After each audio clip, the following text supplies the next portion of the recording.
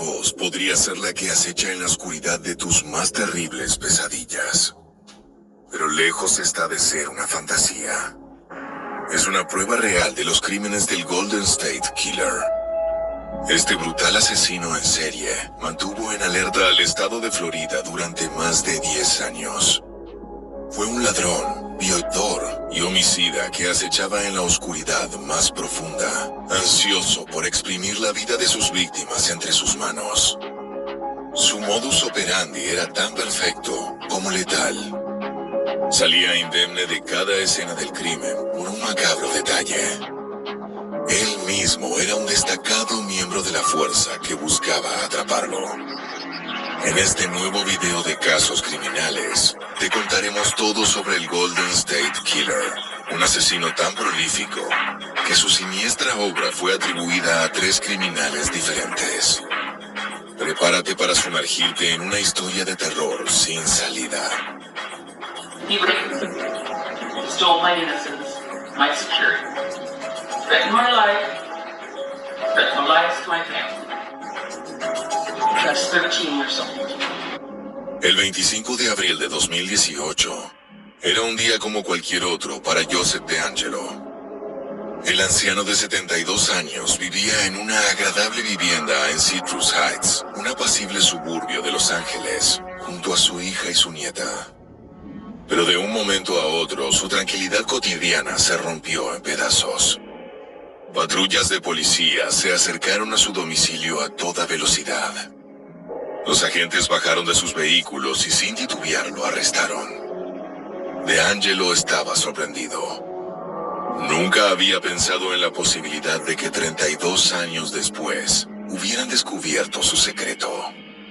Pero ¿quién era este cruel delincuente que se escondía tras la fachada de anciano inofensivo? Joseph James DeAngelo nació el 8 de noviembre de 1945 en Bath, Nueva York. Hijo de un sargento del ejército de los Estados Unidos. Debido a la profesión de su padre, el niño pasó una buena parte de su infancia en bases del ejército. Allí fue que vivió uno de los momentos que marcarían su futuro. Cuando Joseph era muy pequeño, presenció como 2 soldados violaron a su hermana de 7 años. El crimen no solo quedó impune, sino que el propio padre de los niños le restó importancia, ya que él mismo era un hombre violento que solía golpearlos con frecuencia. Esto marcó profundamente la personalidad de Joseph. Ese secreto que no podía contar lo llevó a cometer pequeños robos e incluso a torturar animales pequeños. Síntomas de que nadie alrededor entendía, pero que eran la única forma en que el pequeño tenía de liberar su furia interna.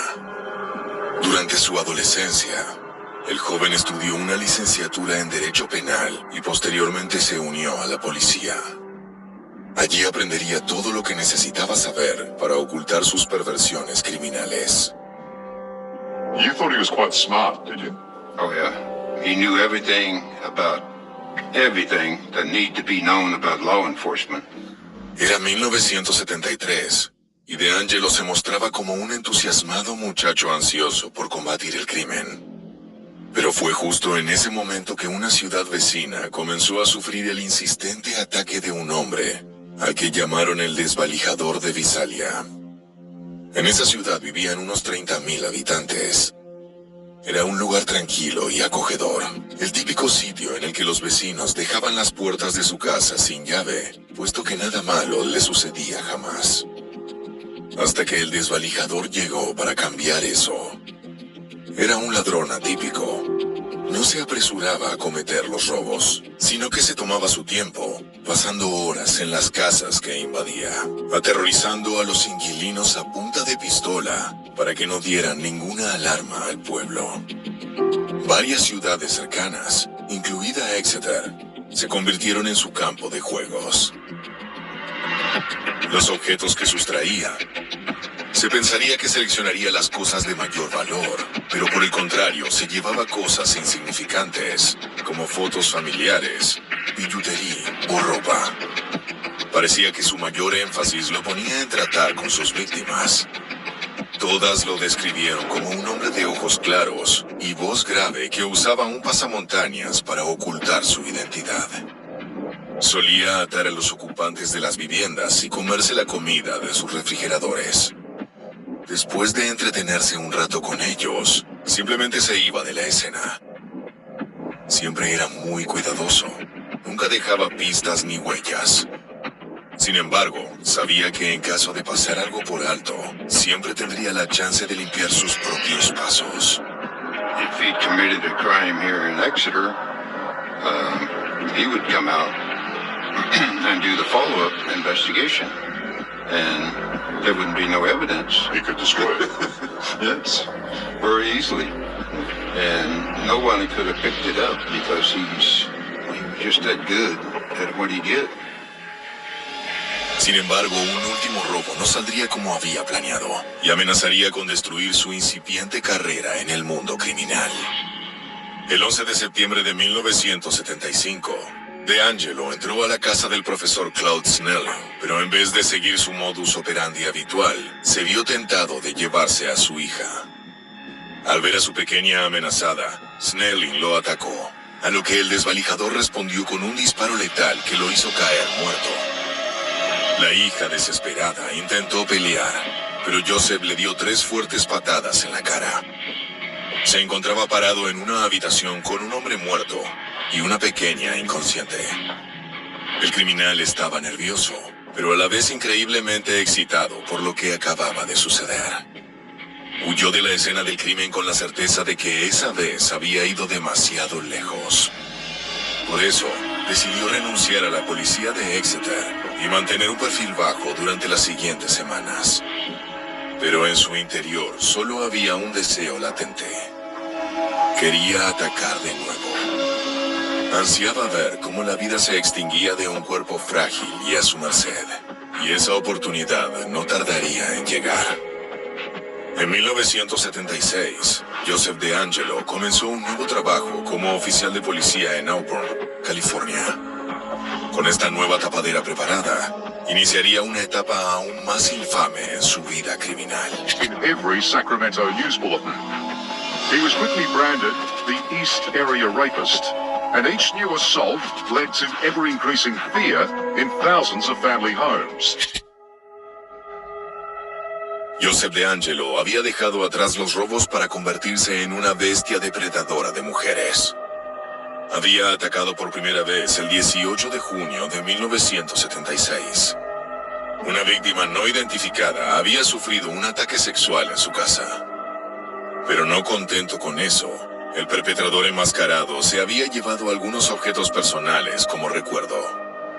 Hacia el final de ese mismo año, otras 9 denuncias se amontonaban en los escritorios de la policía. I was a normal 15-year-old kid. He would beat me repeatedly. At 3 different times that night, I thought I was going to die. The next morning, December 19th, I woke up knowing I would never be a child again. Las descripciones de las víctimas tenían muchos puntos de conexión. El agresor entraba por la ventana a altas horas de la noche, llevaba un pasamontañas, cuchillos y sogas con las que ataba a las mujeres. Tenía unos fríos ojos claros que parecían completamente vacíos y sin expresión. Joseph DeAngelo violaba a sus víctimas sin piedad, una y otra vez. Solo se tomaba una breve pausa en ocasiones para comer. Esos minutos parecían eternos. Las mujeres no solo sufrían un abuso constante y despiadado, sino que eran testigos de la crisis mental de DeAngelo, quienes entre llantos y gritos llamaba a su madre desesperado. Sin embargo, el calvario no terminaba con la partida del agresor, sino que luego de violarlas y denigrarlas en su propia casa, cada una de las víctimas comenzó a recibir terroríficos llamados, con una voz fría y en susurros que anunciaban "voy a matarte". I never got over the thoughts that he might return, that he may have kept track of me. After 42 years, I still sleep with 2 phones and the keys on the bed when my husband is away. I still don't feel safe inside a locked house. Al principio DeAngelo solo atacaba mujeres que se encontraban solas en casa. Pensaba que estas eran víctimas frágiles y vulnerables, La comunidad femenina estaba terriblemente aterrorizada, pero una característica que acompañó toda la carrera criminal de este sádico fue su transformación constante. Para el año 1977, decidió expandir sus horizontes una vez más. The newspaper mentioned that he had never hit a place with a man in the house. He That read was a challenge to him. That was a challenge, and that's when he started with the men. Las autoridades estaban atónitas. Una vez que creían saber algo sobre este cruel violador serial, todo cambiaba. Nunca parecían tener suficientes pistas para resolver el caso. No importaba cuántas patrullas dispusieran para cuidar los suburbios por las noches, siempre el violador del área este se salía con la suya, desapareciendo en la oscuridad, tan sigilosamente como entraba a las casas de sus víctimas para torturarlas. Tras 3 años de completa impunidad, Joseph DeAngelo cometió un gravísimo error. En 1979, el policía fue despedido de las fuerzas por robar un pequeño negocio local. El botín, un martillo y una lata de repelente para perros, objetos que probablemente planeaba usar en sus violentos actos. Pero como una bestia que va mutando de piel, solo aprovechó esta ocasión para mostrar una nueva versión de sí mismo, más oscura y sádica que nunca. What investigators didn't know was their biggest fear had come true. This sadistic, violent rapist was on the move again, and had become even more brazen. When the East Area Rapist re-emerged in Southern California, it was as a fully fledged serial killer. Joseph DeAngelo seguía manteniendo algo de su modus operandi habitual. Entraba a la casa por las noches, en medio de la oscuridad. Atacaba a las parejas, atándolos con cuerdas y toallas. Luego violaba a las mujeres frente a la mirada de su esposo, que nada podía hacer. Pero ahora, no se daba por satisfecho solo con saciar su sangrienta sed sexual. Para finalizar la cruel tortura de sus víctimas, las asesinaba golpeándolas y disparándoles en la cabeza. El 30 de diciembre de 1979, la policía recibió la llamada de una mujer que lloraba desconsolada. Se trataba de Joan Oakley, quien había acudido con su marido a la casa de unos amigos para jugar al tenis. Pero al llegar se encontraron con una escena devastadora. El doctor Robert Offerman y su novia Deborah Manning yacían muertos en el dormitorio. Ella estaba atada y presentaba signos de abuso sexual. Pronto los policías acudieron al lugar. La escena del crimen parecía un ejemplo perfecto de todo lo que aprendían en la academia. No había huellas, ni sangre, ni fluidos corporales. Todo parecía haber sido preparado meticulosamente para la llegada de los oficiales, quienes se veían cada vez más atados de manos. El 13 de marzo de 1980, el misterioso asesino atacó de nuevo. Gary Smith, de 12 años, había llegado a la casa de su padre, Lyman, para pasar el fin de semana con él y su esposa Charlene. Pero cuando el niño entró a la casa, solo encontró silencio. Extrañado, comenzó a llamarlos, pero nadie respondía. El pequeño pensó que no se encontraban en la casa, pero cuando entró al dormitorio de su padre, la visión que tuvo lo destruyó por completo. Lyman Smith yacía boca abajo, en la cama, con la cabeza ensangrentada. Su esposa Charlene estaba junto a él, cubierta por una sábana que aún chorreaba líquido rojo. El pequeño Gary ni siquiera atinó a gritar. Solo pudo observar esa macabra postal que ahora representaba a su familia. Hubo 13 asesinatos en total, y cada uno de ellos fue un despliegue de la destreza de este sanguinario criminal, que pasó a ser conocido como el acosador nocturno original. Pero sí reconocían que el delincuente era astuto, jamás daba un paso en falso, por lo cual atraparlo se volvía casi imposible. At the time, DNA technology was not available, so detectives used what they had to piece together the patterns in the attacks. This led officials to piece together that the East Area Rapist might also be the original Night Stalker. Nadie supo jamás por qué, pero el acosador nocturno original volvió a desaparecer abruptamente. Entre julio de 1981 y mayo de 1986, los gritos de California se apagaron. Durante todo ese tiempo, Joseph DeAngelo intentó vivir una vida normal. pero en su interior anhelaba sus años dorados, y así se convenció de llevar a cabo un último golpe, uno que le permitiría saciar una vez más la sed inagotable de violencia que vivía en su interior. Janelle Cruz, de 18 años, se había quedado en la ciudad mientras su familia se encontraba de vacaciones, ya que estaba por comenzar sus estudios universitarios y estaba ansiosa por prepararlo todo. El 4 de mayo de 1986, la joven se encontraba en casa con un amigo cuando comenzaron a escuchar ruidos raros. Primero intentaron no prestarle mucha atención, pero no tardaron en sospechar que no se encontraban solos. Los jóvenes revisaron cada rincón de la propiedad, pero no hallaron ninguna irregularidad. Y a las horas, el amigo de Janelle se fue a su casa. En ese momento, no tenía forma de saber que se arrepentiría de esa decisión por el resto de su vida. Joseph DeAngelo esperaba escondido en las inmediaciones de la propiedad, y cuando el adolescente se fue, entró de nuevo en la casa. Sigiloso, se coló en la cocina y con una sonrisa en su rostro, confrontó a la jovencita. Janelle Cruz intentó ofrecer resistencia, pero él la golpeó en la cabeza con una llave Stilson que había tomado del garage de la propiedad. Los muebles y el suelo de la cocina se mancharon con sangre. La joven aturdida intentó escapar, arrastrándose hacia la puerta principal, pero DeAngelo la tomó en andas y la llevó al dormitorio. Allí la ató por las muñecas y los tobillos a la cama. A pesar de las súplicas de la estudiante, el acosador nocturno original la violó sin piedad hasta saciar su sed enfermiza. Por último, la mató golpeándola en la cara repetidas veces con la llave Stilson que había robado, hasta dejarla desfigurada. Ese fue su último crimen conocido. Desde ese momento, el asesino se hizo mito. Durante años, nada se supo del brutal criminal que había asediado a California. Su caso pasó a ser uno más en la pila de expedientes sin resolver. Fue recién con el descubrimiento de la tecnología de ADN que las cosas empezaron a cambiar. I need to look at this case because I have this newfangled DNA technology. And I was like, oh, let me see what I can do. Los análisis comenzaron. Las muestras de los expedientes no coincidían con ninguno registrado en las bases de datos, pero pronto pudo determinarse que el ADN del violador del área este coincidía con el del acosador nocturno original.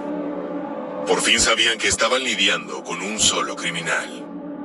A partir de ese momento, fue rebautizado como el asesino del Golden State. Esto era un avance enorme, pero aún no tenían la identidad del hombre detrás del apodo.